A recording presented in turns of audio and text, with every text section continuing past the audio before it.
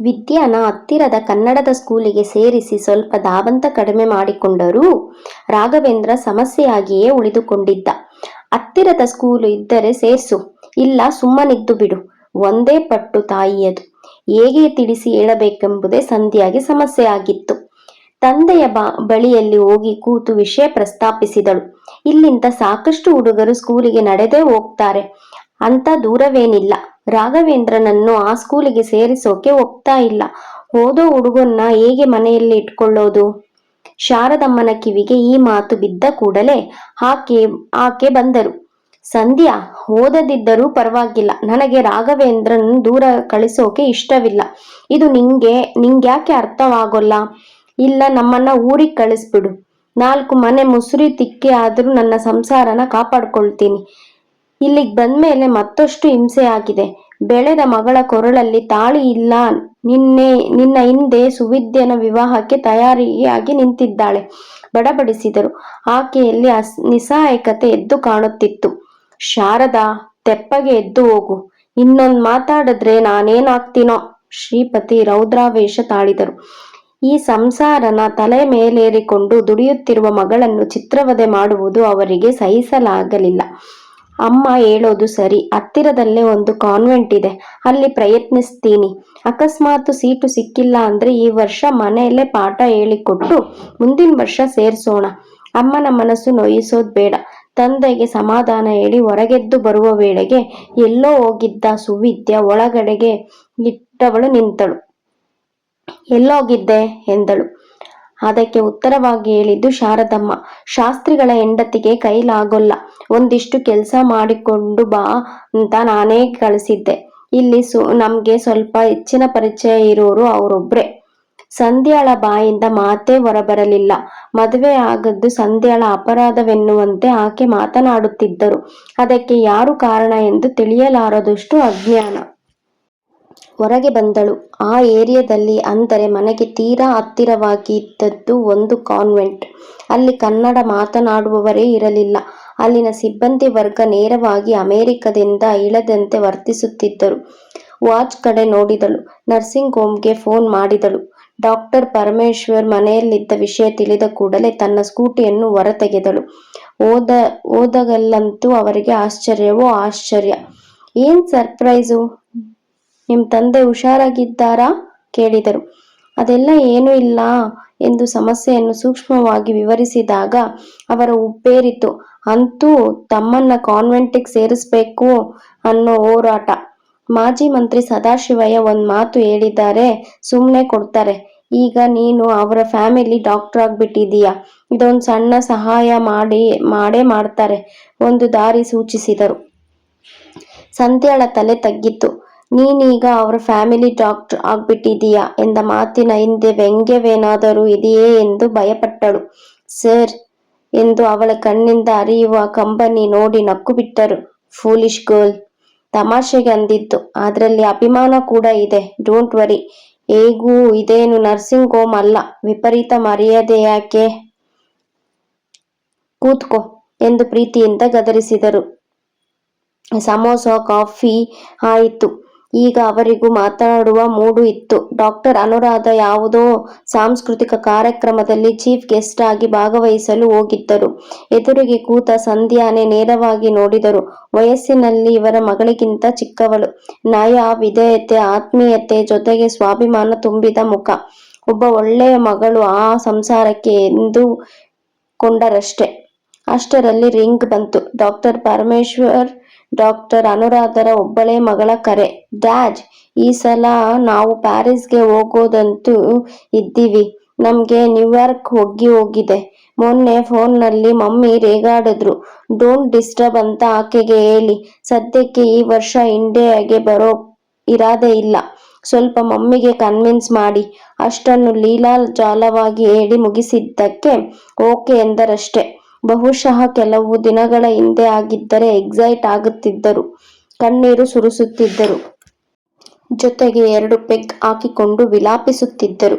ಮಗಳ ಮೇಲೆ ತಮಗೆ ಅಷ್ಟೊಂದು ಪ್ರೀತಿ ಇದೆ ಎನ್ನುವ ಭ್ರಮೆ. ಶಂಕರಲಿಂಗೇಗೌಡನ ಸಾವಿನ ಸುದ್ದಿಯ ನಂತರ ಕೆಲವು ಭ್ರಮೆಗಳು, ಒತ್ತಡಗಳು ಕಡಿಮೆ ಆಗಿದೆ ಎನಿಸಿತು. ತೀರಾ ಮೌನಿಯಾದ ಡಾಕ್ಟರ್ ಪರಮೇಶ್ವರ್ನ ನೋಡಿ ಅವಳಿಗೆ ಆತಂಕವಾಯಿತು. ಸರ್, ಏನಾಯ್ತು? ಯಾವಾಗ ಬರ್ತಾರೆ ಡಾಕ್ಟರ್ ಸುಷ್ಮಾ ಅವರು?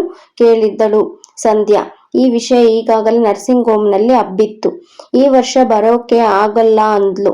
ದಂಪತಿಗಳು ಪ್ಯಾರಿಸ್ಗೆ ಹೋಗ್ತಾರಂತೆ. ಈಗಾಗಲೇ ನಿಮ್ಮ ಮೇಡಮ್ ಮಗಳು ಅಳಿಯ ಬರ್ತಾರೆ ಅನ್ನೋ ಸಂಭ್ರಮದಲ್ಲಿದ್ದಾಳೆ. ಒಂದು ರೀತಿಯಲ್ಲಿ ಅವಳಿಗೆ ಶಾಕ್ ಆಗ್ಬೋದು. ಆದ್ರೂ ಬೇಗ ಅರಗಿಸಿಕೊಳ್ತಾಳೆ. ಸ್ಪೆಷಲೈಸ್ ಮಾಡೋಕೆ ಕಳಿಸಿದ್ದು. ಈ ನರ್ಸಿಂಗ್ ಹೋಮ್ಗೆ ಒಂದು ಅಸೆಟ್ ಆಗ್ತಾಳೆ ಅಂತ ಅವಳ ಗಂಡ ಕಾರ್ಡಿಯಾಲಜಿಸ್ಟ್ ಚಿಂತಿತರಾದರು. ಅಂದಿನಂತೆ ಡಾಕ್ಟರ್ ಪರಮೇಶ್ವರ್ ದುಃಖಿತರಾಗಲಿಲ್ಲ.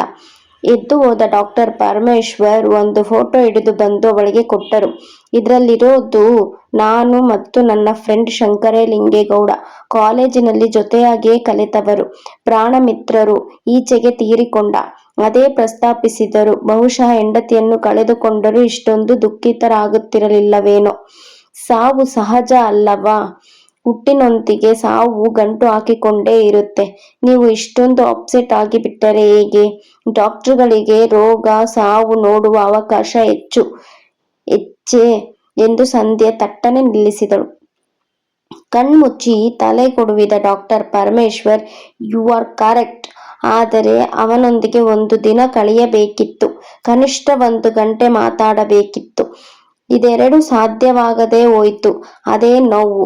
ಬೇಗ ಹೋಗಿ ಅವನ್ನ ಮೀಟ್ ಮಾಡ್ಲಾ ಅನ್ನೋ ಆತುರ. ತುಂಬಾ ಎಕ್ಸೈಟ್ ಆಗಿ ನುಡಿದಾಗ ಗಾಬರಿಯಾದಳು. ಪ್ಲೀಸ್ ಏನೇನೋ ಮಾತಾಡ್ಬೇಡಿ ಸರ್ ಎನ್ನುವ ವೇಳೆಗೆ ಬಂದ ಡಾಕ್ಟರ್ ಸುಧಾಕರ್, ಆತುರ ಬೇಡ. ನಿಮಗಾಗಿ ಶಂಕರಲಿಂಗೇಗೌಡರು ಕಾಯ್ತಾ ಇರ್ತಾರೆ. ಆ ಬಗ್ಗೆ ಖಂಡಿತ ಅನುಮಾನ ಬೇಡ ಎಂದು ಸೋಫಾ ಮೇಲೆ ಸಂಧ್ಯಾ ಪಕ್ಕನೆ ಕೂತ. ಡಾಕ್ಟರ್ ಪರಮೇಶ್ವರ್ ಸ್ವಲ್ಪ ಚೇತರಿಸಿಕೊಂಡು, ಸರ್ಪ್ರೈಸ್? ಸಂಧ್ಯಾ ಮನೆಗೆ ಬಂದು ವರ್ಷವೇ ಆಗಿತ್ತು. ನೀನು ಕೂಡ ಬರೋದಂದರೇನು? ಹೋಗ್ಲಿ ಬಿಡು, ನಿನ್ ಜೊತೆ ಒಂದ್ಸಲ ಕಾಫಿ ಕುಡಿತೀನಿ ಆತ್ಮೀಯವಾಗಿ ನುಡಿದರು. ಬರ್ತೀನಿ ಸರ್. ಸಂಧ್ಯಾ ಮೇಲೆದ್ದಳು. ನಾನು ಬಂದಿದ್ದೇನಾದ್ರೂ ಡಿಸ್ಟರ್ಬ್ ಆಯ್ತಾ ಅಂತ ನಗುತ್ತಲೇ ಆಮೇಲೆ ಡಾಕ್ಟರ್ ಪರಮೇಶ್ವರ್ ವಿಷಯ ತಿಳಿಸಿದರು. ಸದಾಶಿವಯ್ಯನವರು ಒಂದು ಫೋನ್ ಮಾಡಿದರೆ ಕೆಲಸ ಆಗುತ್ತೆ ಅಂತ ಅಂದೆ.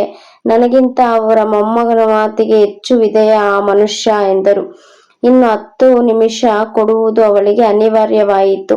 ಅರ್ಜೆಂಟ್ ಕಾಲ್ ಬಂದಿದ್ದರಿಂದ ನರ್ಸಿಂಗ್ ಹೋಮ್ಗೆ ಹೋದರು ಡಾಕ್ಟರ್ ಪರಮೇಶ್ವರ್. ನರ್ಸಿಂಗ್ ಹೋಮ್ ಬಂಗ್ಲೆ ಅಂಟಿಕೊಂಡೇ ಇತ್ತು. ಮಗಳ ಬರುವಿಕೆಯನ್ನು ಮನದಲ್ಲಿಟ್ಟುಕೊಂಡೇ ದೊಡ್ಡ ಪ್ಲಾನ್ ತಯಾರಿ ನಡೆಸಿದ್ದರು ಡಾಕ್ಟರ್ ಅನುರಾಧ. ಸ್ಕೂಟರ್ ಹತ್ತುವ ಮುನ್ನ ಡಾಕ್ಟರ್ ಸುಧಾಕರ್, ನೀನೇನು ಸದಾಶಿವಯ್ಯನವರ ಮನೆಗೆ ಹೋಗೋದ್ ಬೇಡ. ನಾಳೆ ನಿನ್ನ ತಮ್ಮನ್ನ ಕರ್ಕೊಂಡೋಗಿ ಸೇರ್ಸು. ಸ್ಟೂಡೆಂಟ್ ಹೆಸರು ರಾಘವೇಂದ್ರ ತಾನೇ? ಸ್ಕೂಟರ್ ಸ್ಟಾರ್ಟ್ ಮಾಡಿಕೊಂಡು ಹೊರಟೇ ಬಿಟ್ಟ. ದೊಡ್ಡ ಸಮಸ್ಯೆಯಿಂದ ಹೊರಬಂದಂತೆ ನಿಟ್ಟುಸಿರು ಬಿಟ್ಟಳು. ಅವಳು ಬಂದಿದ್ದು ನರ್ಸಿಂಗ್ ಹೋಮ್ಗೆ. ಅವಳ ವರ್ಕಿಂಗ್ ಅವರ್ಸ್ ಅಲ್ಲದಿದ್ದರೂ ಸಿಸ್ಟರ್ ಮಾರ್ಟಿನಾನ ನೋಡಲು ಬಂದದ್ದು ದೊಡ್ಡ ಅಪರಾಧವಾಯಿತು. ಎದುರಾದ ಡಾಕ್ಟರ್ ನಂದಿನಿ, ನಿನ್ನ ವರ್ಕಿಂಗ್ ಅವರ್ಸ್? ಕೀರಲು ಧ್ವನಿಯಲ್ಲಿ ವಿಪರೀತ ತೀಕ್ಷ್ಣತೆ ಇತ್ತು. ನಿನ್ನ ಎಜುಕೇಶನ್ ಏನು? ಸ್ಥಿತಿ ಏನು? ಡಾಕ್ಟರ್ ಸುಧಾಕರ್ ಬಗ್ಗೆ ಇಲ್ಲದ ಗಾಳಿ ಸುದ್ದಿ ಹಬ್ಬಿಸಿದೀಯಾ? ಡಾಕ್ಟರ್ ನಂದಿನಿ ಮಾತಿಗೆ ತೀರಾ ಸುಸ್ತಾಗಿ ಬಿಟ್ಟಳು. ಅವಳಿಗೆ ಏನೂನೂ ಅರ್ಥವಾಗಲಿಲ್ಲ. ಎಕ್ಸ್ಕ್ಯೂಸ್ ಮಿ ಡಾಕ್ಟರ್, ನಂಗೇನೂ ಅರ್ಥವಾಗಲಿಲ್ಲ. ಡಾಕ್ಟರ್ ಸುಧಾಕರ್ ಬಗ್ಗೆ ಗಾಳಿ ಸುದ್ದಿನಾ? ಅಂದಳು. ಡಾಕ್ಟರ್ ನಂದಿನಿ ಕಾಲು ಅಪ್ಪಳಿಸಿ ಮುಖ ತಿರುಗಿಸಿಕೊಂಡು ಹೋದಾಗ ವಿದೇಶಿ ಸುವಾಸನೆ ಕೂಡ ಕಟುಕವೆನಿಸಿತು. ಸಂಧ್ಯಾಗೆ ತಲೆ ಕೆಟ್ಟಂತಾಯಿತು. ಎದುರಾದ ಸಿಸ್ಟರ್ ಮಾರ್ಟಿನಾ, ಅದೇನು ಬಂದದ್ದು? ಡಾಕ್ಟರ್ ಸುಧಾಕರ್ ಇಲ್ವಲ್ಲ? ಕಿಸಕ್ತಾನೆ ನಕ್ಕಳು. ನಗುವಿನಲ್ಲಿ ವಿಪರೀತ ಅರ್ಥಗಳು ಇದ್ದ ಹಾಗೆ ಕಂಡಿತು. ಅಲರ್ಟ್ ಆಗಿರು. ಡಾಕ್ಟರ್ ನಂದಿನಿ ಅಪ್ಪ ಮಗಳೊಂದಿಗೆ ದೊಡ್ಡ ಪ್ರಯತ್ನದಲ್ಲಿದ್ದಾರೆ. ಗಂಡಸರನ್ನ ನಂಬೋದೇ ಕಷ್ಟ ಎಂದು ಮುಂದಕ್ಕೆ ಹೋದವಳನ್ನು ಹಿಡಿದು ನಿಲ್ಲಿಸಿ, ಆಡಿದ ಮಾತುಗಳಿಗೆಲ್ಲ ವ್ಯಾಖ್ಯಾನ ಕೇಳಬೇಕೆನಿಸಿತು. ಆದರೂ ಸಮಯವಲ್ಲವೆಂದುಕೊಂಡು ಹಿಂದಕ್ಕೆ ಬಂದಾಗ ರಿಸೆಪ್ಷನಿಸ್ಟ್ ಶಾಂತಿ, ಪೂರ್ಣಿಮಾ ಅಂತ ನಿನ್ನ ಹುಡುಕೊಂಡು ಬಂದಿದ್ರು.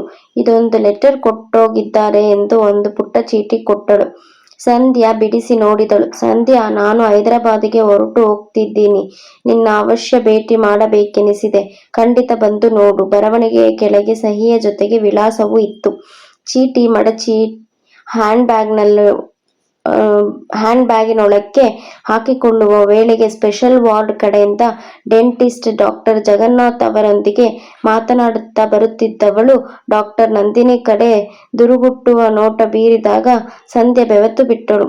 ಹಿಂದೆ ಆಕೆಯೆಂದು ಅವನ ಬಗ್ಗೆ ಒರಟಾಗಿ ವರ್ತಿಸಿದ್ದು ಸಿಡಿಮಿಡಿಗೊಂಡಿದ್ದು ಅವಳಿಗೆ ನೆನಪಿರಲಿಲ್ಲ. ಕಾರಿಡಾರಿನಲ್ಲಿದ್ದ ಕಂಬಕ್ಕೆ ಒರಗಿ ನಿಂತ ಸಂಧ್ಯಾಗೆ ಅಳಬೇಕೆನಿಸಿತು. ಎಷ್ಟೋ ಕೆಲಸ ಮಾಡುತ್ತಿದ್ದರೂ ಅವಳ ಸಂಬಳ ಪಡೆಯುತ್ತಿದ್ದು ರಿಸೆಪ್ಷನಿಸ್ಟ್ ಕೆಲಸಕ್ಕೆ ಮಾತ್ರ. ಡಾಕ್ಟರ್ ನಂದಿನಿಯ ವೈಯಕ್ತಿಕ ಕೆಲಸಗಳನ್ನು ಕೂಡ ಮಾಡಿಕೊಟ್ಟಿದ್ದಳು. ಫಿಸಿಷಿಯನ್ ಡಾಕ್ಟರ್ ನಾಯ್ಡ್ನ ನೇಮಕ ಮಾಡಿಕೊಂಡಿದ್ದರು. ಅವರುಗಳ ಜೊತೆ ಡಾಕ್ಟರ್ ಸುಧಾಕರ್ ಡಾಕ್ಟರ್ ನಂದಿನಿಯನ್ನು ಅಪಾಯಿಂಟ್ ಮಾಡಿಕೊಂಡಿದ್ದರು. ಜೊತೆಗೆ ವಿಸಿಟಿಂಗ್ ಡಾಕ್ಟರ್ಗಳು ಬರುತ್ತಿದ್ದರು.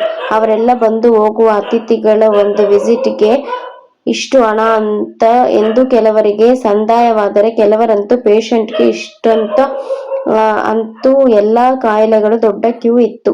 ಹೇಯ್ ಸಂಧ್ಯಾ, ಇಲ್ಬಾ, ಶಾಂತಿ ಕೂಗಿಡಿದಳು. ಹೇಗೂ ಬಂದಿದೀಯಾ, ಇಲ್ಲೇ ಇದ್ಬಿಡು, ನಾನು ಬೇಗ ಮನೆಗೆ ಹೋಗ್ತೀನಿ ಹೇಳಿದಾಗ ಒಪ್ಪಿಕೊಳ್ಳುವ ಮನಸ್ಸೇ. ಸ್ವಲ್ಪ ಮನೆಗೆ ಹೋಗೋದಿದೆ, 1 ಗಂಟೆ ಮೊದ್ಲೇ ಬರ್ತೀನಿ ಎಂದು ಹೊರಟೇ ಬಿಟ್ಟಳು. ಪೂರ್ಣಿಮಾ ಮನೆ ತಲುಪುವುದೇನು ಕಷ್ಟವಾಗಲಿಲ್ಲ. ಆಕೆ ಮನೆಯಲ್ಲೇ ಇದ್ದರು. ಆತ್ಮೀಯವಾಗಿ ಬರಮಾಡಿಕೊಂಡರು. ಬ್ಯಾಂಕ್ನಲ್ಲಿ ಅಧಿಕಾರಿಯಾಗಿದ್ದವರು. ಮತ್ತೆ ಫೋನ್ ಮಾಡೋದಿತ್ತು. ಹೇಗಿದ್ದೀಯಾ ಸಂಧ್ಯಾ, ಹಿರಿಯಕ್ಕನಂತೆ ಕೇಳಿದರು. ನಂದು ಇನ್ನೂ ಊಟ ಇಲ್ಲ, ಇಬ್ರು ಜೊತೆಯಾಗಿ ಊಟ ಮಾಡೋಣ ಎಂದು ಬಲವಂತದಿಂದ ಡೈನಿಂಗ್ ಹಾಲಿಗೆ ಕರೆದೊಯ್ದರು. ಊಟ ಮುಗಿಸುವ ವೇಳೆಗೆ ಎಷ್ಟೋ ವಿಷಯಗಳನ್ನು ಹೇಳಿಕೊಂಡರು. ನಾನು ಭಾನುವಾರ ಹೈದರಾಬಾದ್ಗೆ ಹೋಗ್ತಾ ಇದ್ದೀನಿ, ಅಲ್ಲೇ ಉಳಿಯೋದಂತ ನಿಶ್ಚಯ ಮಾಡಿದ್ದೀನಿ. ಇಲ್ಲಿನ ಬದುಕೇ ಬೇಸರ ಬಂದೋಗಿದೆ. ಇವಳು ಹೊರಟು ನಿಂತಾಗ ಒಂದು ಪುಟ್ಟ ಸ್ವಿಸ್ ವಾಚ್ನ ಅವಳ ಕೈಗೆ ಕಟ್ಟಿ ನೆನಪಾಗೆ ನಿನ್ನತ್ರ ಇರ್ಲಿ. ಆ ಸಮಯದಲ್ಲಿ ನೀನು ತೋರಿಸಿದ ಪ್ರೀತಿ, ಮಾಡಿದ ಸೇವೆ, ತುಂಬಾ ಆತ್ಮವಿಶ್ವಾಸ ಎಂದು ಮರೆಯಲಾರದಂಥದ್ದು. ಖಂಡಿತ ಇದ್ನ ಬೇಡ ಅನ್ಬಾರ್ದು, ಒತ್ತಾಯವೇರಿದರು. ಸಂಧ್ಯಾ ಕಣ್ಣಿನಲ್ಲಿ ನೀರಾಡಿತು. ನರ್ಸಿಂಗ್ ಹೋಮ್ಗೆ ಬರುವ ಎಷ್ಟೋ ಬಂಧು ಬಾಂಧವರ ಪರಿಚಯವಿತ್ತು.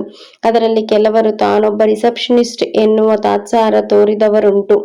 ಲೋಕೋ ಭಿನ್ನ ಎನ್ನುವಂತೆ ತಿಳಿದಿದ್ದು ಅವಳೆಂದು ತಲೆ ಕೆಡಿಸಿಕೊಂಡಿದ್ದಿಲ್ಲ. ಹುಟ್ಟು ಸಾವು, ಸಂತೋಷ ದುಃಖದ ಸಂಗಮ ನರ್ಸಿಂಗ್ ಹೋಮ್. ಪ್ಲೀಸ್ ಸಂಧ್ಯಾ, ನಂಗೆ ಒಡ ಹುಟ್ಟಿದವರಿಲ್ಲ, ನೀನು ನನ್ನ ತಂಗಿ ಇದ್ದಂತೆ, ಖಂಡಿತ ತಪ್ಪು ತಿಳಿಯಬಾರದು. ಇವಳ ಕೈ ಹಿಡಿದು ತುಟಿಗೊತ್ತಿಕೊಂಡಳು ಪೂರ್ಣಿಮಾ. ಸಂಧ್ಯಾ ಆಕೆಗೆ ತೆಕ್ಕೆಗೆ ಬಿದ್ದು ಕಣ್ಣೀರು ಸುರಿಸಿದಳು. ಇವತ್ತು ಮನೆಗೆ ಬಂದಾಗ ಸಂಧ್ಯಾ ಗಂಭೀರವಾಗಿದ್ದಳು. ಬಳೆಗಳನ್ನ ಏನ್ ಮಾಡ್ದೆ ಕೇಳಿದರು ಗಾಬರಿಯಾಗಿ. ಈ ಪ್ರಶ್ನೆ 1-2 ಸಲ ಎದುರಾಗಿದ್ದರೂ ಏನೇನೋ ಹೇಳಿ ತಪ್ಪಿಸಿಕೊಂಡಿದ್ದಳು. ಅಮ್ಮ, ನರ್ಸಿಂಗ್ ಹೋಮ್ನ ನನ್ನ ಟೇಬಲ್ ಡ್ರಾಯರ್ನಲ್ಲಿ ಉಳಿದು ಬಿಟ್ಟಿದೆ, ರಾತ್ರಿ ವೇಳೆ ಒಬ್ಳೇ ಬರ್ತೀನಲ್ಲ, ಆಗ ತೆಗೆದಿಟ್ಟು ಬಿಡ್ತೀನಿ ಹೇಳಿದಳು. ಆಕೆಗೆ ಇದು ಸರಿ ಬರಲಿಲ್ಲ. ಅಷ್ಟು ಆತಂಕವಾದರೆ ಮನೆಯಲ್ಲಿಟ್ಟೋಗು, ಚಿನ್ನ ಅನ್ನೋ ಜವಾಬ್ದಾರಿ ಇಲ್ದೆ ಎಲ್ಲೆಲ್ಲೋ ಇಡ್ತೀಯಲ್ಲ, ರೇಗಿದರು.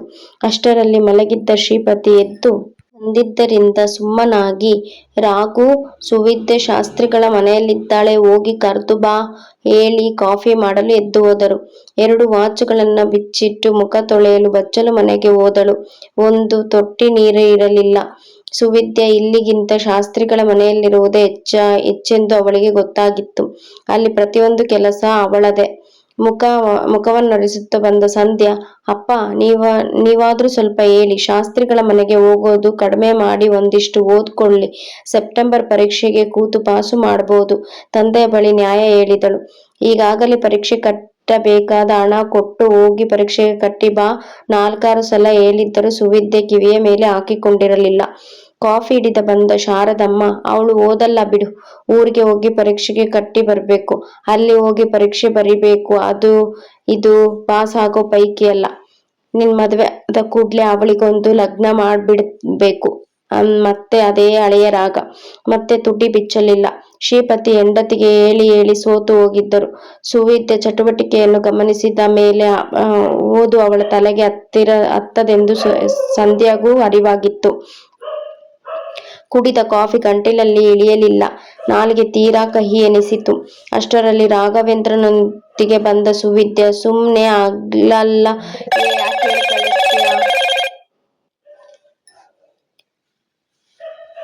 ಅಲ್ಲಿ ಮಾಡೋಕೆ ಕೆಲ್ಸ ಸಾಕಷ್ಟಿತ್ತು. ಧುಮುಗುಟ್ಟುತ್ತಲೇ ಬಂದ ಅಕ್ಕನನ್ನು ನೋಡಿದ ಕೂಡಲೇ ತಣ್ಣಗಾದಳು. ನೀನು ಮಾಡಿದ್ದೇ ಅನುಭವಿಸು, ರೇಗಿಕೊಂಡು ಎದ್ದು ಹೋದರು ಶ್ರೀಪತಿ. ಹೆಂಡತಿ ಯಾವ ಉದ್ದೇಶ ಇಟ್ಟುಕೊಂಡು ಮಗಳನ್ನು ಶಾಸ್ತ್ರಿಗಳ ಮನೆಗೆ ಕಳಿಸುತ್ತಿದ್ದಳೆಂದು ಗೊತ್ತು. ತಮ್ಮ ಹೆಣ್ಣು ಮಕ್ಕಳ ವಿವಾಹಗಳಿಗೆ ನೆರವು ನೀಡುವ ಏಕೈಕ ಜನ ಎನ್ನುವಂತ ಆಸೆ